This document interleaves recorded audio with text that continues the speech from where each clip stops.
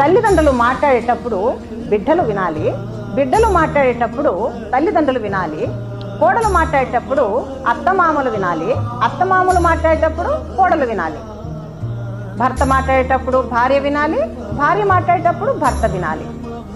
కుటుంబంలో ఇలాగా ఉంటే ఆ కుటుంబం దేవాలయం అవుతుంది.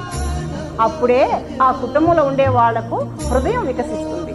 అలాంటి వారికి ప్రేమ, బాధ్యత, అక్కర, భూతదయ, ఎదుటివారు లేకుండా మనం లేమని స్పష్టంగా తెలుస్తుంది. ఇలాంటి వారే నిజమైన స్పిరిచువల్ వ్యక్తులు. సైంటిస్టులు, డాక్టర్లు, గవర్నమెంట్ ఉద్యోగులు, రాజకీయ నాయకులు అందరూ స్పిరిచువల్గా అవ్వాలి. అప్పుడే స్వర్ణయుగం పుడుతుంది. ఇలాగా ఎవరు స్పిరిచువల్గా అయ్యారో వాళ్ళు 4వ స్టేజ్కి వెళ్ళగలరు. ఇప్పుడు మనం 4వ స్టేజ్కి వెళ్తున్నాము. ఇలాంటి స్పిరిచువల్ వ్యక్తులకు మీరు మొక్కే దైవం అంతర్యామిగా వచ్చి ప్రత్యక్షమవుతారు. మీకు మీ దైవానికి బంధం పెరిగిపోతుంది. మీ సమస్యలు, మీ కోరికలు మీ దైవం తీరుస్తుంది. మనిషిలో ఉండే ఒంటరితనము, భయం పోతుంది. ఈ ప్రపంచంలో మీ దైవం మీకే సొంతం.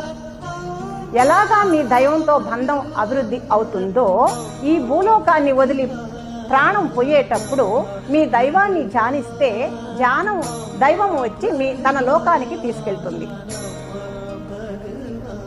ఇప్పుడు నేను చెప్పేది శ్రద్ధగా వినాలి.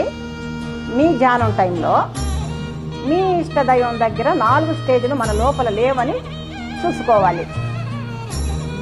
ప్రేయర్ టైంలో మీ ఇష్ట దైవం దగ్గర ఈ 4 స్టేజ్లు మాకు రావాలని ప్రార్థించాలి. దీక్ష టైంలో మీ ఇష్ట దైవం దగ్గర 4 స్టేజ్లు మాకు కలగాలని దీక్ష తీసుకోవాలి. మీ ఇష్ట దైవం దగ్గర అందరూ కలిసి సాధన చేశారంటే అత్యంత అనుగ్రహం పొందుతారు.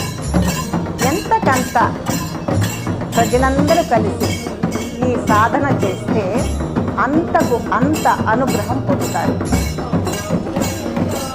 Love you all.